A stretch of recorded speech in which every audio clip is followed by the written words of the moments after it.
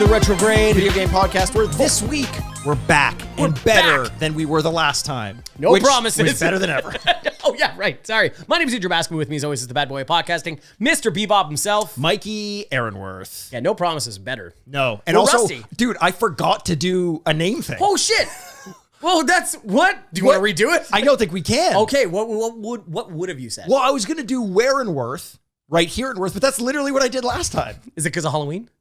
Where and Wolf. Oh, spooky. Hey. Wait, Andrew. Andrew. Yeah. Do it again. Okay. Do it again. All right, ready to go? Yeah. Okay. Elliot, good? And welcome to the Retrograde The video game podcast, where this week we're better than the last time. Oh, that was even better than the first time. My name is Andrew Baskin. With me, as always, is the bad boy of podcasting, Mr. Bebop himself. Mikey Warren. Woo, woo, woo. That's getting closer to like what your DJ name would be. You're like, Also, what I did there is like a DJ thing. yeah, like your drop. Yeah. Yeah. It's your Jason Derulo. It's, I don't know who Jason Derulo is. You do. He fell down the stairs of the Met Gala. One of my favorite internet memes of all time. Let me check my diary of people who have fallen down the stairs at the Met Gala. Oh, Jason Derulo is there. Anna Okay, Wintour, good. Meryl Streep. Yeah. Together, The weirdly. Duchess. Yeah. Yeah, Mikey, we're back. We're back. For 1 week. 1 week only until next time. And there's so much to catch up on. It's been months and months and months since we've been able to talk. Of course, when the podcast is not recording, we do not talk to each other. Why would we? Nope. We walk in silently to the studio Yeah. and then turn it on and go, oh, time to talk. It is generally silent, but if you turn the volume up a little bit, we are muttering under our breaths at how angry we are at being in the same room as one another again. Yeah, and then we get off in the ASMR communities. It's so weird. They're like, oh, we love it how they're muttering. What does ASMR stand for? Oh my Audio God, I have stimulus. massage response? That's probably I have never thought about this once. Yeah. That is crazy. Wow. Weird. Hey, listeners, let us know. Yeah, call into the voicemail. 519-72. Yeah. Oh, it's full? It's full. It's full? Oh, it's full. It's We've full. never checked it once? Death threats? We've never checked it. So we're excited. Yeah. What we want to do today is just flip on those microphones, flip down our pants. Yep. A lot of flips. A lot of flips, some flops, like that joke. My joke, not yours. Yours was really good. Thank you very much. And then just kind of catch yourself. See, we are rusty. I know. Yeah. No, You that's okay? just my heart thing is happening again. I'm sorry to hear Because that. it breaks Your my thing. heart to have not done this for so long. Can you imagine? You're like on the side of the street and they're like, call an ambulance. It's like, it's my heart thing. It's that thing that happens with my Do you heart. mean your pacemaker? No. You mean stopping? Yeah. It's like how RFK has a brain worm, but it's for my heart. You have heartworm. RFK. I'm sure no one has What made does jokes RFK stand for? I- Radio. Really? Fidelio. I don't wanna say Fidelio. fake. Fidelio. Fidelio. Yeah, I'm sure no one's made an RFK joke in the past. No, I'm sure no, it's no, a no, real no, no. fertile ground to really jump in on it. Real And yet- fertile. We got the R and the F. Yep. What's the K then? King. Real fertile king? Yeah, He's a because real I heard about fertile there's no kings. So, Mikey, there's so many things we got to talk about. There's talking about movies. There's talking about video games. Yeah. There's talking about TV, life. Let me ask you this. When you found out we were going to be flipping on the microphones, flipping down our pants, Yeah. what was the thing you were most excited to talk about? Because, like you said, it's been a few months. We've consumed quite a bit. You know, and the funny part is, or what is sad, is that when we walked in the studio, I saw Huggy Wuggy over here. Yes. In the corner, there's a little plush Huggy Wuggy. Yeah. And From Poppy's Playtime. From Poppy's Playtime, which we did on the podcast. Go back and One of our best videos I think we've ever done. It scared the shit out of us. was that Retrograde? It was Retrograde. Yeah, for the Halloween scary. Oh, there he is. And I saw that and I thought about Fortnite. Is he in Fortnite? He is in Fortnite, and I can't begin to describe. So it's so funny. We spend all this time apart, and you're like, guess what? Still talking about Fortnite. Yeah. Nothing's changed. Time is a flat circle. And everybody's in Fortnite this year. Like, everybody. So it's Scooby-Doo and the gang. Classic. So do they try to like rip the head off of Huggy Wuggy? So Huggy Wuggy is like a kind of boss villain guy in it, and so is Ghostface from the Scream franchise. So is Ethan Hawke's Black Phone? Black Phone guy. Okay, interesting. So is Michael Myers. So it's like everybody's in there. They're all invited. I think if we're putting them on an island, Yeah. there's some two clear standouts. Yeah. Huggy Wuggy and Michael Myers, Yeah. Fat Bastard himself, are going to win the Battle Royale. There's no way Mike Myers, Yeah. with that Scottish accent he loves Yeah, so much. yeah. He's an axe murderer. Yeah, he married an axe murderer. He married one. So he learned a lot. He learned a lot. But yeah, Ghostface is just a guy. Yeah. And there have been many guys. I don't want to spoil which guys, and some women. Very progressive. Yeah, very progressive To of cast Ghostface. a killer as a woman. Yeah. Actually, I will say there's a really cool thing with Ghostface where there's these little telephone booths around, and then you get into one and you come out as Ghostface. That's kind of funny. And you have a knife that obviously you stab people Sure. with your stabbing knife. That's what I do with knives. And your other one is called The Last Call, and you make a phone call and it shows all the enemies in the area, but it's the idea of like the hello Sydney. That's cool. And I I was like like, that is smart. Like, I don't want to work in video games because it seems terrible. Yeah. Like no one succeeds and everyone works 200 hours a week. Yeah. But and then you get laid off. And then you get laid off. You're like, hey, the game went really well. Yeah. You're fired. And it's like, what? But is that Bobby Kotick? Hey, man. Oh, man. Brutal. But he's still doing great. He's always going to be doing great. Yeah. Should I have been sexually assaulting more? Yeah, I think that's what Is it that is. maybe what we should be doing as men? There is a reoccurring trend of people that succeed have a lot of sexual assault. They assault people sexually. Maybe we should be doing that. Yeah, that's what we should learn from this situation. Yeah. That's Bobby Kotick, good guy. Yeah. Well, I don't even know about that. I'm just saying that I'm not successful, and it's because my hands are clean. That's true. Unlike Ghostface, who calls people and then stabs them. And I want, that's the job in video games I want, where it's like, To call people and stab them? no, let me, well, Like kind of, Bobby Kotick himself? with his penis. But yeah, but is it, And then not call them. That's the point. and then not call them. It's called an NDA. Now speak to my lawyers. Yeah. Yeah, exactly. But it's to come up with the idea of like, oh, we got the rights for Ghostface. What should they do in Fortnite? It's like, oh, okay. So, okay, what should he do? You know? That's the first thing I thought of when you said that. I'm like, Yeah. it's what's amazing about Fortnite is the way that they integrate seemingly completely unrelated things. Yeah. Godzilla and Ghostface. How do they exist in the same universe? And yet they feel at home in the same universe, which is very impressive. And I'm always startled at Travis the idea. Scott's there. Travis Scott's there. Yeah. 100%. Daft Punk just did a thing there. That's what they came out of retirement for, not Tron Ares. Come on, what are we doing? No, it's called money. Yeah, true, they came true. out for money. Yeah. One last thing about Fortnite, and I'll move on. But is that this season is going to be coming to an end, or this island, this chapter, I think they call them chapters, and then it resets and it starts again. But what's really interesting is you look back at all the I screwed up. All the chapters inside of this season. Yeah. And the island has kind of built itself on top of each other. And you're like, oh, yeah, there's still the Star Wars stuff from over there. Oh, and that was Godzilla. Oh, and the Power Rangers were over here. Oh, that's cool. It's and like then, an Edith Finch situation. yeah, 100%. There's like feudal Japan stuff. And I'm like, remember feudal Japan? Wasn't that crazy? There's like, a dead baby who ate artificial berries and died. Like spoiler Edith alert Finch. for Edith Finch. Edith Finch? Fitch. I think Fitch. Fitch. It's such a good game. If you fantastic. really need It's to play fantastic, it. It is so good. It's so inventive. I wish there were more. One of the games that we talked about, or the genres that we talked about, was the walking sim, which has kind of gone away a little bit. I think the allure of it has kind of dissipated somewhat since we first started this podcast 27 years ago. Yep. But Edith Finch was one that Firewatch, Gone Home, everyone who knows that genre has played those games. But yeah, that was one of the ones that stands out the most to me. I think that and Firewatch. 100%. No, they're really beautiful. So yeah, go play those if you haven't. And yeah, that's I just wanted to say that just because I saw Huggy Wuggy over there. What was the first thing you wanted to talk about when thinking about where to start again? I think it had to be, because I kind of touched on this the last time we recorded, but Like then now I want to add on. But yeah, I touched on him.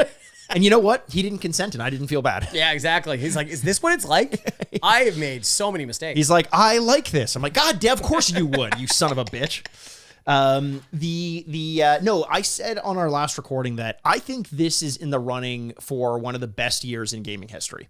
And I know the tough thing is that we're up when we look back against the 2007s of the world, 1997s, like those years that we remember of having like fantastic game releases.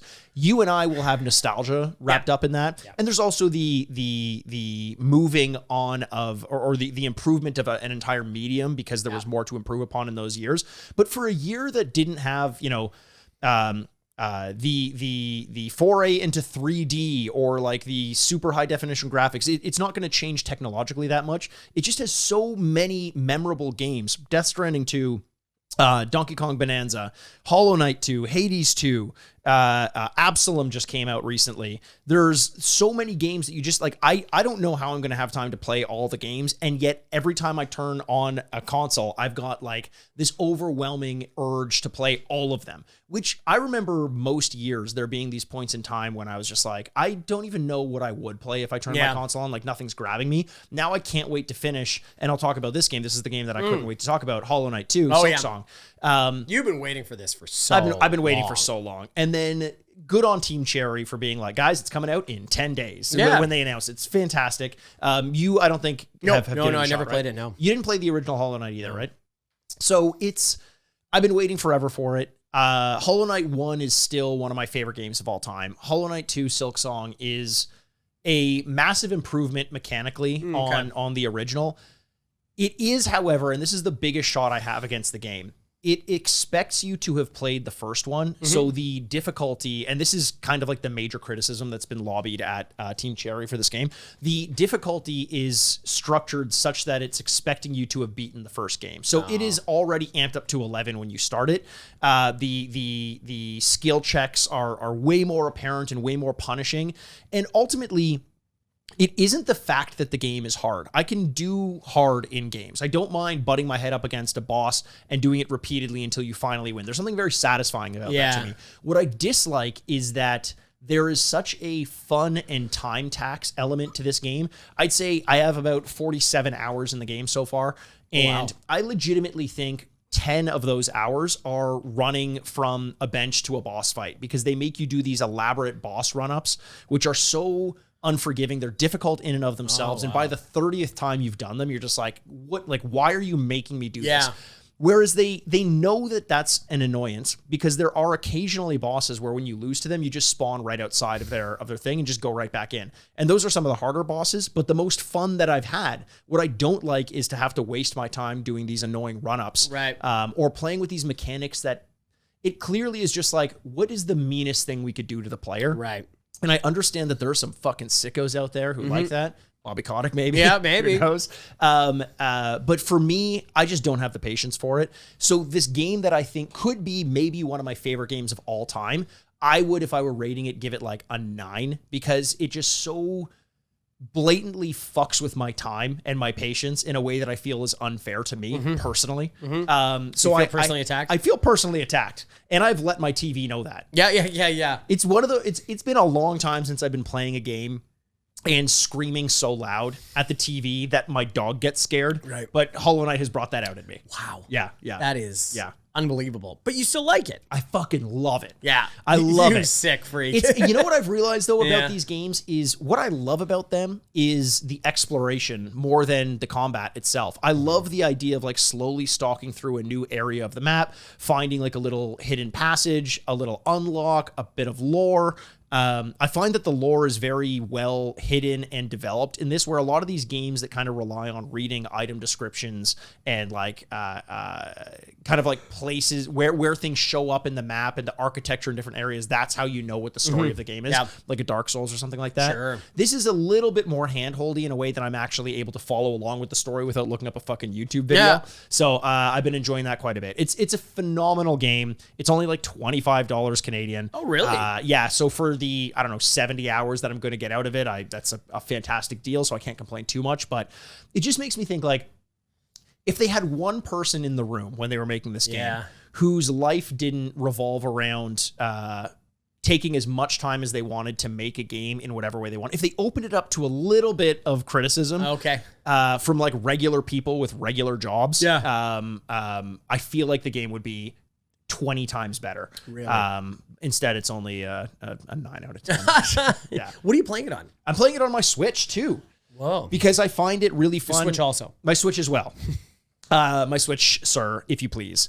I just find it to be, I played Hollow Knight 1 on my Switch, and so the sense memory of that has just been like very satisfying. Okay, I see. And then, and also just the ability to like, if I go up to the cottage, I can bring my Switch with me. It's like that to me is the perfect handheld game, like a 2D side scroller. That's just what I want in a handheld, and it works super, super well. That's awesome. Yeah. Okay, great. Well, there you go. So you're playing Hollow Knight 2, but it's one of the best years in gaming ever. Yeah. You gonna play Ghosts of Yoshida? Yotei? Yotei, sorry. No, I played Ghost of Tsushima. I think you played that as well, right? You liked that a lot. I did. From what I've heard, Ghost of Yotei is amazing. I'm gonna get it. I just haven't played it yet. Yeah, my problem is open world games just don't land as well for me anymore, especially in this year where it's like I could play Hades 2, which is just like action and fun. Yeah. Like that's what I'm going to play after Hollow Knight. Okay. Or I could play Hollow Knight that is kind of an open world, but only in 2D. Yeah. I just don't want to go back to those open world blips on a map, find it. And I know this is like Ghost of Tsushima I enjoyed because the combat was a lot of fun and it felt a little bit less like chore oriented than maybe like an Assassin's Creed or something like that. Like it was just fun to do more things in that game than Assassin's Creed. But I don't know if I'm gonna get to it, but because there's just too much else that I need to play. Yeah. Okay. Fair enough. So yeah, Hades 2 next. That's good. Are there any other games that you're playing, or is Fortnite kind of taking up most of your time? No, I just honestly have not played a ton of video games. Yeah. I just don't play a ton of video games as much anymore. I don't without this podcast. You know what I mean? Like it's just not. You hate it. I wouldn't say that. You started beating up nerds, I think, right? You said? Well, yeah, they shouldn't be so nerdy. Yeah, and then they kick the shit out of me. Nerds these days. Yeah. Beefy. They love jujitsu. They keep coming at me on the floor like, come here. I'm like, God damn it. It's no, I haven't, but it also pretty good year for movies. Movies, I agree. Movies have been very good. Do you feel like this has been one of the because I feel like every year we're in the middle of it for movies and we're like, that wasn't a great year in movies. Yeah. Then you look back and you're like, oh, there were a lot of good movies that year. Yeah. Do you think this is the first year in a while where we've been like, oh, actually, there have been a lot of good movies this year? You know what's funny? I don't know if a lot of people would feel the same way about that. I think there has been. I think it's been a good year for movies. I just, I guess it'll really kind of depend near the end of the year here a little bit, and then people will start because then all the award movies are going to be coming out and stuff, and that's usually how you gauge it. But I think there's been really a good combination of popular and quality movies that are the same. You know what I mean? Usually there's popular movies, and those have been comic book movies most recently, and then good movies, and they're another column. But I think there have been good movies that have done quality movies that have sold a lot at the box office or been a big cultural icon. Like it feels very like 1990s in a way, where it's like these are art and good and original. Sell well. Yes, exactly. Yeah. I think we're kind of talking around one battle after another. You know what's funny? I wasn't even thinking that, but one battle after another. I was thinking like Weapons. Weapons is a great one. Sinners earlier in the year was like a big cultural like thing. Yeah. 20 years later, unfortunately, I don't think it was seen by as many people, but I thought it was really good. That was great. But even the movies, even the movies that Superman. Thought it was fun. People like Superman. I don't think Warner Brothers is like, yes, so many people saw it. I think they're kind of disappointed by that. Same as Thunderbolts.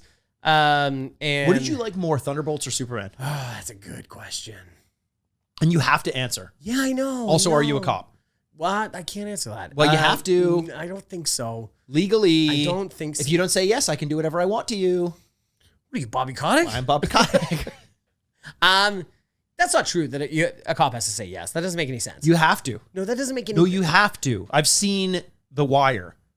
Oh, you seen The Wire? I've seen it. It's great. I don't remember them doing that, but that's the whole thing is they should have. Yeah. They should have been saying that they should have just been walking into every room in every building that looks like maybe the FBI just set up a room in there. Yeah. Be like, you guys cops? Yeah. You wearing a wire? You wearing a wire? You have to tell me. Anytime someone texts them, because texts get introduced in The Wire, which is early technology in those days, they should just text back, first things first, you a cop? And they do that in T9. It takes a while, but it's worth it. Yeah. Because you know what also takes a long time? The truth. Justice. I was going to say a prison sentence, but which is true. Serving truth to power. Yeah, it is. I don't know what that means. Yeah, no, that sounds good. The courts are blind. I don't, and other things. What did I like more? Oh God, I guess I don't know. I probably will start saying Thunderbolts because I think it's just kind of a more interesting movie. Whereas like seeing a whole season of Peacemaker, which we should talk about. Yeah, we should talk about. Have you finished it? Yes. Okay, so we'll talk about that. But after being exposed to a lot of James Gunn, I think. I wonder how much it goes, yeah, okay. kind of like the Taika Waititi sort of thing. Where you go like, it's another James Gunn thing. You're like, you don't say. Like, I could tell, man. Yep. Whereas like Thunderbolts is like a very, I think a more imperfect movie, but a more interesting story that they're kind of telling about, you know, I don't want to ruin this for anybody, but the villain is kind of depression. You know, like the villain is inside of yourself. Which is crazy because depression's not real. Right. You know what I mean? Yeah. Okay. Interesting. That's so like maybe the villain is the truth. Yeah. How about speaking it to power? I still don't know what that means. I don't know. We got to figure that out. What if the villain just tried to, I don't know, be happy sometimes? Yeah, smile more. Smile more. Yeah. Yeah. That'd be so funny. Yelena just turns around and goes, "Have you tried smiling more?" That would be a good line. Yeah. I'm surprised that wasn't a line. I'm surprised that like David Harbour didn't have to say that or something like that. Yeah. Oh, no. It would have been Wyatt Russell now that I think about it. Yes. Yeah. Wyatt Russell was great in that movie. Wyatt Russell's good in everything. In everything. I Put love him in Wyatt more Russell. things. Yeah. Yeah, I know. I believed he was a pitcher from Everybody Gets Some. Everybody gets some. Yeah. Wants some. Everyone wants some. Yeah. That movie's awesome. So everyone got what they wanted? Everybody wants some. Not everyone got some. Rolling Stones. Satisfaction? Yeah. So why? What would you say, Superman or Thunderbolts? So I like the take that what's interesting about Thunderbolts is that it is they do the cool thing that Marvel struggles with sometimes in making it so that the final fight sequence and the villain isn't just like a big powerful thing in a big fight. It's like Doctor Strange, where it's more of a like a conflict that has to be solved. Yeah. So that's very interesting. Yeah. But what I and it's a good sign for Marvel that they're willing to go in that direction. What I like though about Superman, and I'll say that Superman, this Superman, James Gunn Superman, is the first time I've ever liked a Superman movie. And what I appreciated about it is that it's not about how powerful he is. No. It's about actually how weak he is. And I know that we're kind of talking about the same thing in Thunderbolts versus Superman. It's like a take on heroism. Yeah. But I think it was such a good way. I think it's the only way you can do Superman. Yeah. And him being like, I am human. I fail. I do like, this is how I'm self-conscious, and it's so easy to like, like trap me because of my morals and everything. Like those were all interesting takes on Superman that I think worked well. And because they were able to do that with a property that is as big as Superman, I'll give the nod to that over Thunderbolts. Because otherwise Thunderbolts is just like, let's just pick whomever we want. Yeah. And, yeah. No, and I get that. And like, I loved David Cornsweet as Superman. I thought he was really good. Yeah, he was great. Rachel Brosnahan, I love as Lois Lane. I think that's like such a perfect casting. And I love that he's not as chaste, and they fight and then they fucking make out and stuff like that. And it's like, oh yeah, that's human. 100%. Loved it. I did. I loved it. I just wonder. Yeah, I wonder if he's going to be overexposed or not. Before we get into the Peacemaker thing of it, it's so funny that we go right to Thunderbolts and we just ignore the only other Marvel movie from this year. See, not a good sign. Oh, not a good sign. Four. Oh shit. Which came out very close to Superman, right? Yeah. And which I also really liked. I was just going to say, I thought we were going to be at different sides of this because I thought a lot of people were like, okay. No, I really liked it. I thought it was interesting. I thought it was like I could watch hours of that movie just for the aesthetics. Yeah. And by aesthetics, I mean Vanessa Kirby. Oh. The Thing? Yeah. Let's go with The Thing. Do you think The Thing is circumcised? He's Jewish.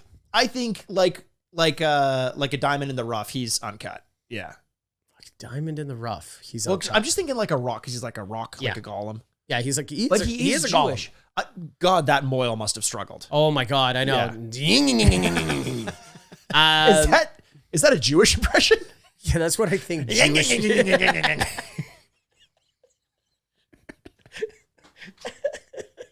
I'm part Jewish. Yeah, I Mikey is making these jokes. Obviously, I did not.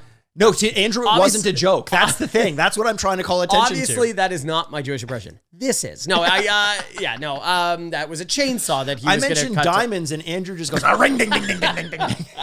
Obviously, that was a chainsaw that was cutting the Thing's penis. And everyone should know that. No, I thought it was really interesting. Marvel's only going to have one movie coming out every, like, next year and the year after.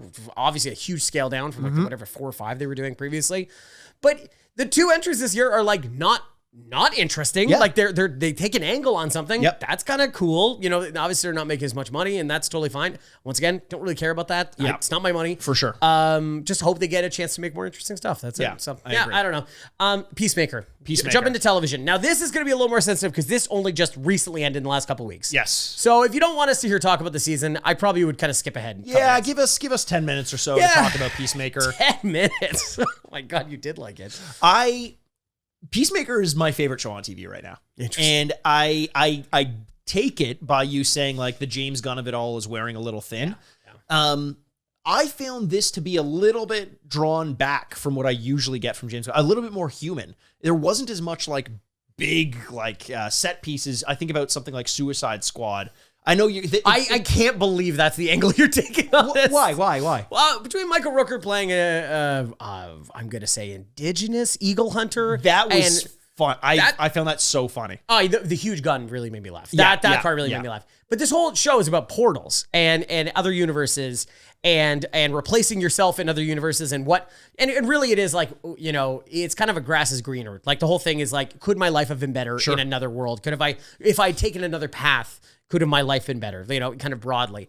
Or am I the worst version of myself across the multiverse? Which is kind of one of the questions near the end. Is like, did I screw this up the most? Yeah. Or am I living in the worst version of this world? Because in the first season, if you don't know, there's a show, Peacemaker. John Cena plays the titular Peacemaker. And his family, his dad was kind of like a faux superhero that had powers and did stuff. And when he was in a young age, he killed his brother in a fight because his dad was making them fight each other to train and stuff like that. And he killed him.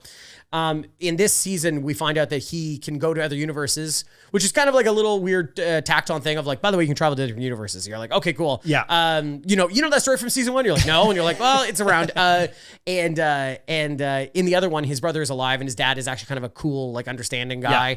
And he's like, oh my God, that's so good. But ends up killing the other version of himself because he's a dickhead in the other version. Yeah. Yeah. So yeah, there you go. In short, what I like about it. So yes, there is an element of like suspend your disbelief. Yeah. What I liked about the eagle thing is it was so Eagly being his pet eagle. His pet eagle. It turns out in this universe is like the god of all eagles. Yeah, he's the most dangerous thing in the world.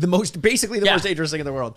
And that was kind of a sectioned off story, which to me was like reading The Watchmen. And then, although it didn't actually end up coming back and meaning anything, but getting those little side things about the pirate ship. And you're just like, oh, this is just like a cool side story that doesn't have anything to do with the story. And granted, in The Watchmen, it actually does. It's so funny you bring up Watchmen, eh? Yeah. Because Peacemaker, because the comedian is based off Peacemaker. Oh, is that true? Peacemaker was around for so long that, what's his name that wrote Watchmen? Moore? Alan Moore? Alan Moore? Yeah, that's right. Big beard. Yeah. Looks like kind of Rasputin. Yeah. He wanted to write some DC characters. They're like, no. And he's like, all right, fine, I'm going to do The Watchmen. And he wrote The Watchmen because of it. So there is a weird lot of connected universe stuff between the two things. I like that. Yeah. I always like the idea of like the person who turns to laugh because the tragedy is just too over. Like they see how dark the world is. So but for me, it's, the bigness isn't as much like, yes, you can travel through portals and through the multiverse and everything, but that's a conceit more than like the plot point in Suicide Squad, the movie, when they're fighting a giant star.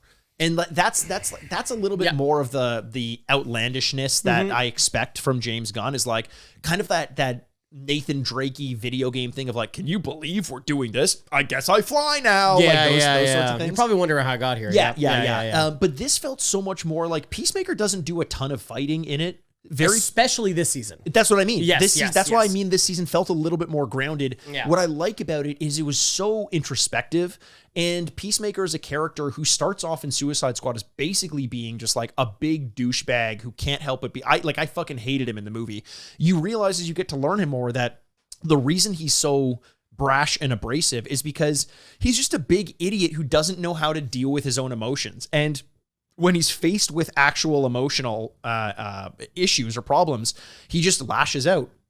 And I think that the way that they represented him in this season in particular is like very, I guess relatable in a way, but understanding in a way that like he does seem like a real like a big dumb idiot who you just want to give a hug to and who would really appreciate being hugged, and instead just like probably gives good hugs too. Probably gives a great hug. John Cena hugging you? Yes. Awesome. Not a single part of your body not being touched. Bobby, stop it. Bobby, stop Kotick. He's trying to break into the studio. Elliot, get him. But not like maybe just also maybe just make sure to wear some rubber gloves if you're gonna. So you didn't love the season that much? I thought the season was totally good. I absolutely hated the season finale. I almost despised the finale.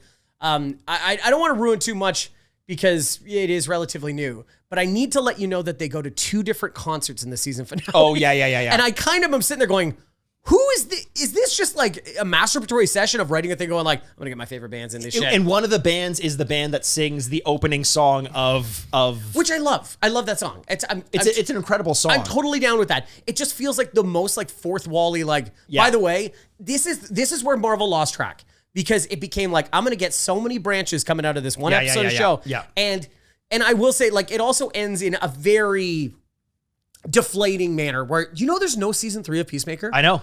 Which makes the finale even more confounding. I knew that going into it. So when it ended, I was like, hang on. Like, what? Like, what? My imagining is there will be a Checkmate show. Oh, yeah. And there will be a Bell River show. Yes. And it won't be Peacemaker, but canonically it'll be like spiritually season 3, but it'll be a new show. Sure. Because it ends in a very weird way of Peacemaker being sent off into another realm. Yeah. To be imprisoned basically in another multiverse or another universe. Yeah. Did you like, because we talked about Superman, did you like the tie-ins to Superman? Yeah. I thought that actually was pretty cool. Good. I thought it was, honestly, and there were also elements of tying Superman into the season finale of Peacemaker season 1 that felt like... Oh, we have to talk about this. I find this fascinating. Yeah. Okay, because... Okay, I will say they tie into Superman many times in Peacemaker, and to the point that when you see the tie-ins, I went, oh, the portals make a lot more sense now. Okay, Almost I forgive them for shoehorning it in. I'm like, oh, that makes more sense. Okay, I get it. But so at the end of season 1, James Gunn had come on to make this show for DC. He was not running DC at the time. Right. He was still going to go back and make Guardians of the Galaxy 3, and DC was already like clearly writing him a letter, glowing like, hey, we want you to run this. Please do that. And so at the end of season 1, he used the current DCU, which was Henry Cavill and the Flash and Wonder Woman and Aquaman. And the fun part about Peacemaker is these guys were not involved at all. They were solving the world with just a bunch of humans and Peacemaker who's a fuck up. Yep. And then at the end, you see in Shadow, and Batman, excuse me. How could I forget? How dare you? I know. You see in Shadow, the 5 of them, the Justice League, coming to solve it. And he goes, God, you're too late. I already fixed it. And Superman's floating down, but they're in Shadow, so you can tell who it is. Yeah. Because it had Jason Momoa's hair and the whole thing. And then in season 2, when they come back going like, remember season 1? And they did a whole recap. They redid the characters. So they were the characters from the most recent Superman film of like Hal Gardner and Hawkgirl and stuff like that. And I sat there going like, I don't know if I should hate this or love this, but this is fascinating. It was very like Trumpian. Yes. Just like say a thing, be like, I never said that first thing. This is the Justice League, the new Justice League. It's always surprisingly good. Is it, like, you didn't see that. It's like, yes, I did. And you're like, no, you didn't. And trust me, we changed it on HBO Max. You'll never be able to find another version of this. Did they change it on HBO Max? Yes. Yeah. That's so funny. And it's like one of those, like, what the fuck? And it blew my mind when I saw really it. cool. I like that. Yeah. And including Lex Luthor showing up in, as like Nicholas Holt's Lex Luthor. When they did that, it's funny. You still have that feeling of like, on TV. I know they got Nicholas Hoult on TV, even though he's been in TV shows. 100%. But he's like one of the big. He just played Lex Luthor. Like that's great. I'm always impressed by that, and I do like that. And yeah, it is disappointing that we're not going to get a season 3. I do worry about another season overstaying its welcome. But I thought the way that they went out, like there was a moment and I'll say this, in most of the episodes in season 2, I laughed out loud and cried at least once. There was something about this season that just really got to me emotionally, for good and for bad. But the moment that fucking killed me, and not to be that guy who's just like, wasn't this so funny?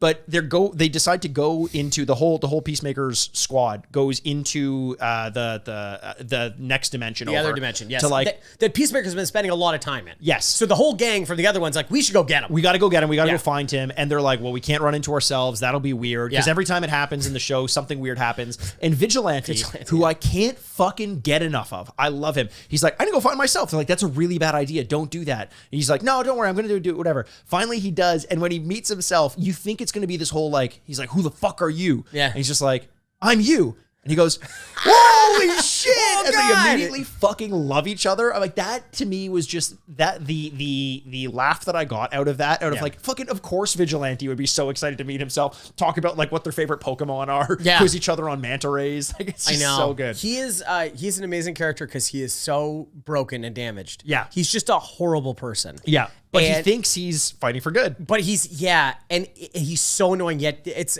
a lot of credit to that guy, that actor. I'm so sorry. He's been in 1,000 things. But what else has he been in?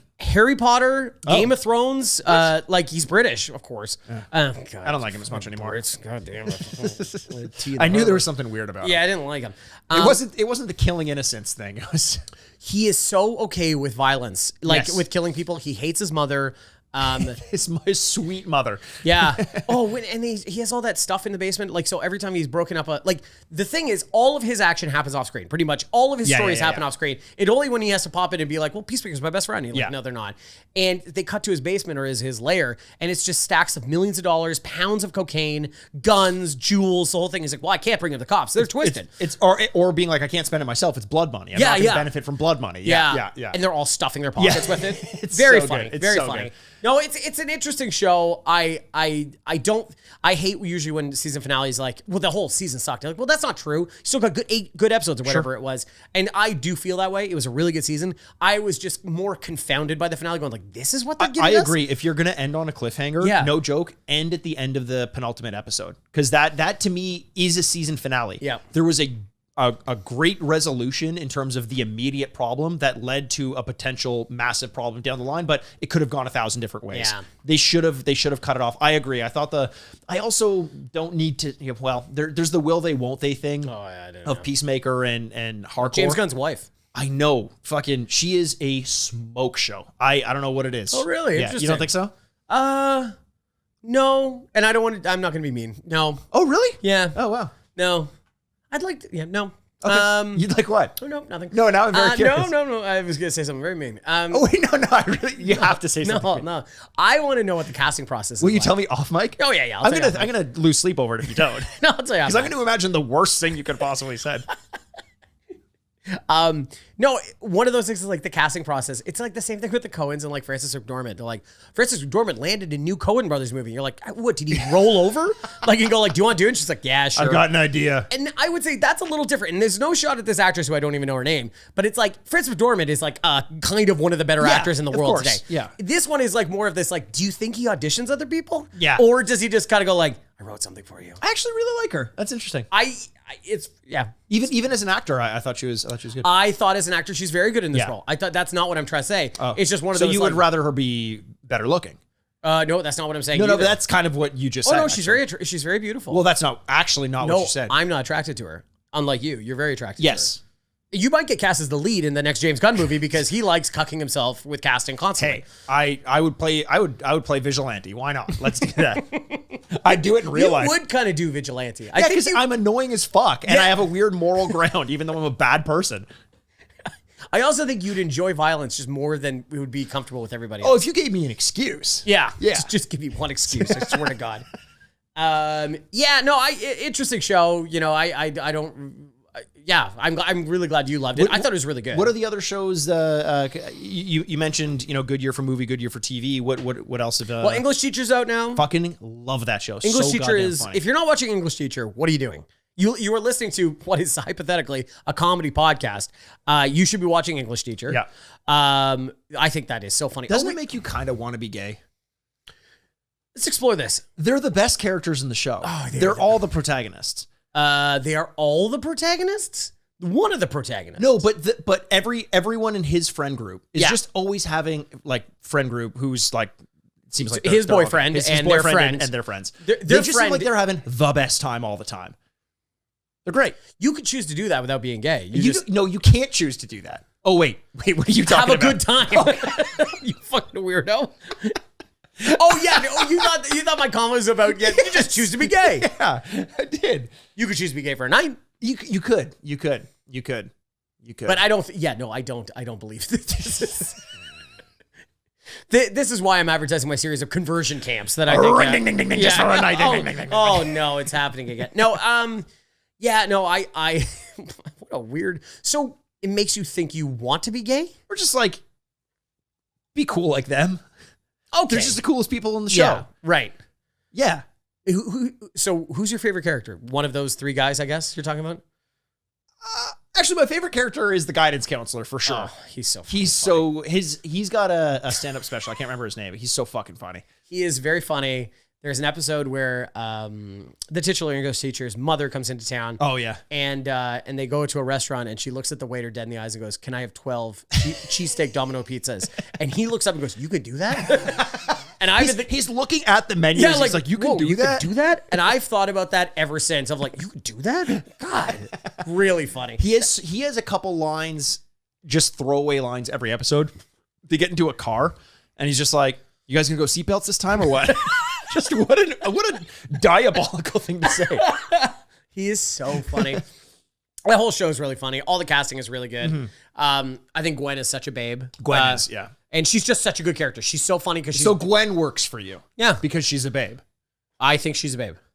Okay. You're allowed to have opinions, Mikey. No, not you. No, I'm not allowed to have opinions. You're not. Why Everyone else is. You're not allowed to. Okay, this feels personal. Yeah, a little bit. A little bit? You can't sit there and talk about how great Bobby Kotick is, make fun of the Jews, question why I think gay characters are good in TV, say that a main actor in an HBO show needs to be better looking. You can't sit there throwing stones and then have your own opinions. I'm just saying, if you're out there with me, dial in 1-800-642-444-4444 and let me know if Andrew doesn't deserve opinions. Yeah, so a lot of that's not true.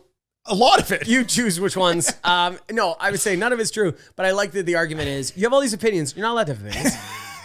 How dare you have opinions with all these opinions? Yeah. These opinions are wrong, so I don't Pick like one opinion. You can have one opinion. Like I'm a parent telling a kid they can have one. Yeah, you gotta pick one. Store. You gotta pick one. The thing is definitely circumcised. I said it. No,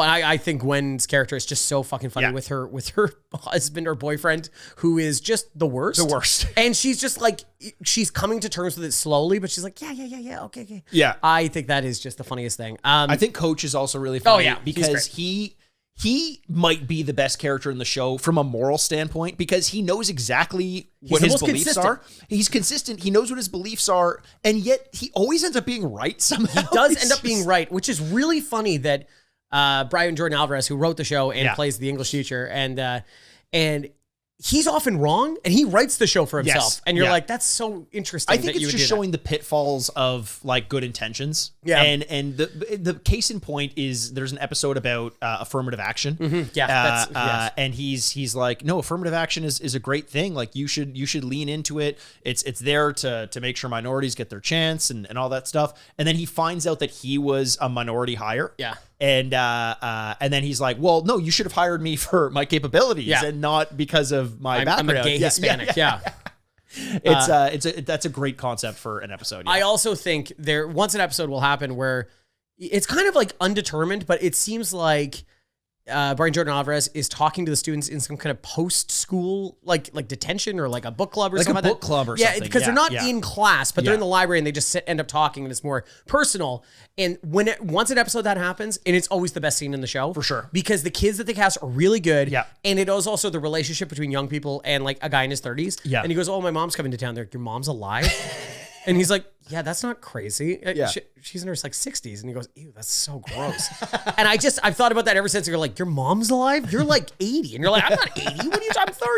I'm 30. There's one of the students who I think played young Neil in Scott Pilgrim. Oh, yeah. And that means he's been playing a high school kid for 25 years. Is it the tall kid with the blonde loppy hair? Like brown, like yeah. I know what you're talking about. Yeah, he's always very funny. Yeah, he's so funny. Yeah. Yeah, that show is really good. And also, if we're going to talk about comedies, and we talked about movies earlier, Naked Gun came out in the time that we have not been recording. I love that movie so much. And it's good. It's not just good. I think they just fucking nailed it. I don't know what more you could have asked for that movie. It feels like Naked Gun. Yeah. It doesn't feel like an imitation. It feels so spot on. Yeah. I've seen it twice. Yeah. And I laughed just as hard the second time because when you're laughing at a joke the first time you see it, you don't hear the next joke coming. Yeah. I loved it. I thought it was so good. And I don't know. I don't know. Like, I don't know if it's ruining it or something like that if we start talking about what happens in it. But like, I would just go watch it. It's Frank so Drebin good. dies. Was that? Frank Drebin dies. Well, Frank Drebin Sr. Jr. No. Yeah, he dies. No, he doesn't. He's don't lie to dead everybody. now. No, in real life. The guy he's based off of. Okay, now I don't even. Yeah, maybe. He's I don't dead. know. Yeah, he's dead. Vigilante killed him. Oh, okay. So from the with other a chainsaw. He thought he was the Thing. Are you just like This is like Usual Suspect shit where you're just looking around the room and you're like, what else did we talk about? Vigilante chainsaw. He's anti-Semitic. It's like, oh man. Okay, my favorite thing from Naked Gun. Yeah. Let's just do our favorite bit. Okay. I want to obviously you want to say the snowman because I think it is such an. I don't love the snowman as much as everyone else. Oh. I think it's great, but that seems to be the one thing that everyone goes to. It didn't land as well for me. Okay, so we're not going to name the snowman. That's great. I think it is when Frank Drebin and Liam Neeson is in a car chase. Oh my God. And he kicks out the window because it's been shattered, but it's still connected because it's a front windshield, so it doesn't, kill you. And he kicks it out. And he's driving down the street and he runs through a progressive amount of people that are holding balloons. Mm-hmm. So the car fills with balloons, and then it's a beekeeper, and so it fills with bees. And then the last one is a car windshield, guys, and it sticks to the front of the windshield and sticks all the bees and balloons stuck in the car. And he's like, "Oh God, oh no!" And I think about it and I start laughing. So in terms of like set pieces, Sure. that one's great. I also think where he goes to the body cam footage to like get the confession out of the guy, and it's Frank Drebin just driving around, basically shitting his pants. Yeah, he's got diarrhea and he needs to go to the bathroom. That's always really funny. But I'll preface this with Airplane. My favorite joke in Airplane is that I love the throwaways that are just like whatever. And in Airplane, they're sitting there smoking in like the traffic control tower, and one guy flicks his cigarette out of the window. And there's an explosion, and they just keep talking as though nothing happened. Yeah. It's such a dumb joke, but it always makes me laugh. So to that, there was a joke in Naked Gun. It comes right at the beginning, where they're in a little bit of an argument, like a political argument, and they're walking away after they lose. And Frank Drebin goes, "Well, you know what they say? You can't beat City Hall. Can't fight City Hall. You can't fight City Hall." And he says, "Nope. It's a building." Nope, it's a building, Frank. It's so good. That to me, when I heard that joke, I'm like, this movie is gonna rip. It is such a funny joke, and there are legitimately 1,000 of those. Yeah. Like these one-off little like, oh God. And it is a very Airplane style joke. Yeah. Where the person is just misinterpreting the statement that he's saying. He's taking it literally. My favorite is looking at how the character reacts after being misunderstood. And it is always very like, it's like, so in this universe, they understand they're being misunderstood. Yeah. And they don't do anything about it. Well, yeah, it's so funny you say that because that is the Leslie Nielsen character in Airplane who plays Frank Drebin in the Naked Gun movies. Yeah. It is him just misinterpreting what they're talking about all the time. You know, like, what is it? Well, that's not important right now, kind of thing. Yeah. So like, it's so good. And I'm glad also box office doesn't matter, but it doing well means maybe more comedies will be made. Did it do well? It did well for a comedy at least. You know what I mean? Yeah. And so, Oh, happy about that. And then I guess we can just kind of cap off with One Battle After Another. Oh, yeah, which is the movie that like I think everyone who wants to hear about it has already heard everything they need to hear about it. So I don't even know what we can say to be like, you should see this, because if you are into it, you already have. Yeah. It just becomes the Chris Farley interview from SNL, where it's like, so good. Wasn't that good? Yeah, did you like this part? That was so cool. It was a fucking masterpiece. I can't remember the last time I was watching a movie thinking like, where does this rank in my all time? And like being cautious of it, because I'm not saying it's top 3 of all time, but like certainly in terms of PTA, Paul Thomas Anderson, it's in the conversation among his better movies. Yeah. He wrote and directed it. Or could be at least. Oh, yeah. But as I'm watching it, the whole time I was like, I can't wait to watch this again. Oh, and that's not a feeling that I have frequently. It moves quick. It's 2 hours and 40 minutes. It does not feel like that. There is a lot of action in it. And I would say it kind of ends in last 10 minutes and then ends in an action piece that is like grip your chair good. Yes. Like it is.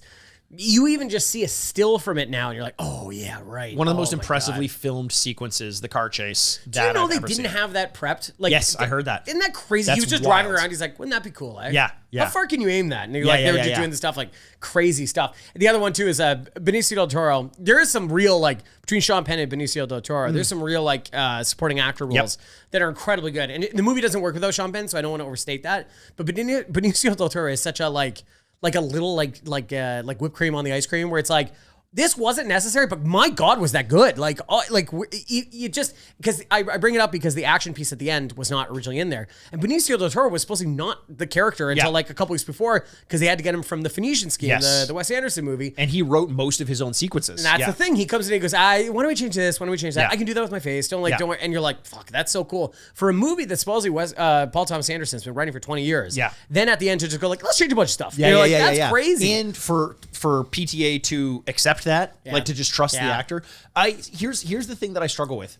Sean Penn deserves the award because he does so much more, and I get it. But in my mind, absent Sean Penn's performance, Benicio del Toro is the quintessential best supporting actor award that you give, where he's in for 15 minutes. The movie doesn't work without him somehow. But it's just like, you're in, you're out. To me, that's the best kind of best supporting actor. Yeah, and one of the things that is really good about his character in general is that every time that they show him doing stuff, you're like, oh, he has a different movie that's happening. The camera's just not on him. He's so, especially when next to Leonardo DiCaprio, who is kind of incompetent in this movie. Like he's constantly fucking up.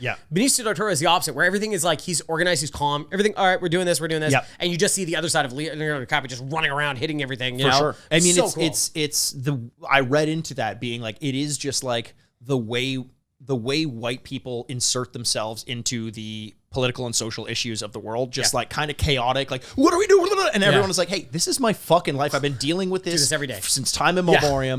Just like, take a seat. And we talked about this because you and I saw the movie, at least in the same theater. And then we talked about it afterwards. And we said, and by the way, if you saw a tweet that went viral about the movie, there was a premiere of the movie when one of the manager for the theater came in and introduced the employee of the month to everyone, and there was like a raucous applause, and that tweet went really. That was the theater that Andrew and I were in. That was the theater that we were there. Why did I derail myself? I had such... It was a point that was going to actually break the podcast. Leonardo being a white guy and the panic that you have to do. And sorry. What we were talking about his role in the movie is, I can't remember the last time I saw a movie where the protagonist is so inconsequential to the flow of the movie. He doesn't really do a single thing that matters in the whole movie. The movie would happen the exact same way if he wasn't there. Which kind of makes it fun. And also, Leonardo DiCaprio, sometimes there's a big thing about Hollywood right now going like, there's no stars. There's no stars anymore because in a lot of ways, we don't have actors that open movies. We don't really do that anymore because of streaming and other things. It's not like, I'm going to go see the newest Mel Gibson movie. Totally normal guy, not weird at all. But we don't have that anymore. And then you see Leonardo DiCaprio in this film, and the whole time you're just like, I think he's the only guy that could have done this. Like the way he sold things with his eyes, the way that it's just, but also not a typical Leo role. I'm not a huge Leo fan, and this is the first time I found myself being like, this is what he gets the Oscar for. I think it was such a solid performance. But question related to that: do you have a theory on why we don't have movie stars anymore in the same way? Answer related to that is, I think the honest answer is because of social media and because of the world that we live in, everyone is just too exposed. And so we know everything about everybody. And so we don't get these little peering into their lives of going like, oh, he made a movie for the first time in 2 years. We should go see him. We see him all the time. We see everybody all the time. And there was a Denzel quote he said to Michael B. Jordan.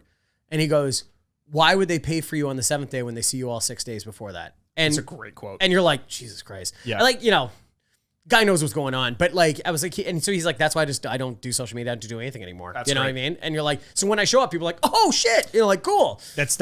I asked and answered. That is exactly what my thoughts as well. Oh, is that true? Yeah, 100%. Where it's like, the only reason we still like Tom Cruise is because we knew him pre-social media and he's not on social media now. There's like a mystery about him too. Yeah. And granted, Leo isn't either. So I don't know. I don't think he's making movies that are trying to be as big as possible. Yeah. He still feels like like the thing he told Chalamet, like he's like, no capes and no, I forget what it was, something else. He goes, just make original movies. Like just keep, whatever. He goes, makes Dune, whatever. But Cape indeed. Yeah. Does Dune count as that though? I think it's because it's like an IP multi-trilogy movie. I think that's why he's like trying to avoid that. Like, no Lisan Galib and no keeps. And he's like, oh damn it. Yeah. I I don't know. I wonder if there is a bigger thing for that. I just don't think movies were such a singular thing, an outing, a way to get entertainment. Entertainment is now broadcast 6 ways a Sunday to our home. And there are so many different, it's kind of the same as like why people are like, there's no band as big as the Beatles anymore. I'm like, that's because there are a million more bands than the Beatles coming out every day. I think that's more the overexposure thing as well, where there's just so many more options. Not everyone is watching movies. Not everyone is watching TV. There are TikTok stars. There are whatever. YouTube, Yeah. So I don't know. Maybe we just don't get those stars anymore. I think that's probably it. It's just we no longer. What is it? Not Monovision. What is it? Like a single monoculture. Monoculture. Yeah. Thank you. We just don't have that anymore. That's when one of us starts coughing and then makes out with everyone else. Oh, because you get mono? Yeah. Yeah, the kissing disease. The kissing disease. Man, I wish I had more horrible diseases that really hurt, but they're like, it's pretty awesome. I mean, like, did you get badass disease? And you're like, yeah. That's gonorrhea awesome. In the butthole. It's gonorrhea in the butthole. It's breaking both ankles the wrong way. Yeah. I wonder if that is, and it's like I think the argument is like kind of amplified by like Bad Bunny is going to be hosting or doing the halftime show at the Super Bowl. Yeah. And a lot of people are like, really? And I'm like, he's by far the biggest artist in the world. It's not even close. It's just not my biggest artist. That's crazy to me because I didn't even know that he was the biggest artist in the world. He is so big, it's crazy. That's wild. It's like, how do I lose touch that much? Well, I thought about bringing this up. I know this is near the end. To me? On the podcast. Personally, about why I don't know Bad Bunny? On the podcast. Yeah. The thing's moil. No, is like lingo, like we're washed, we're chopped, as they say. We're unk. You know, none of those words I understand the meaning. We're chopped, we're unk, and this is why I wanted to bring this up. Okay. 6'7". Do you know what that is? No, I've heard it, but I don't know what it is. 6'7". Yeah, I don't know. Even the fact I'm doing this is like people are like, ugh.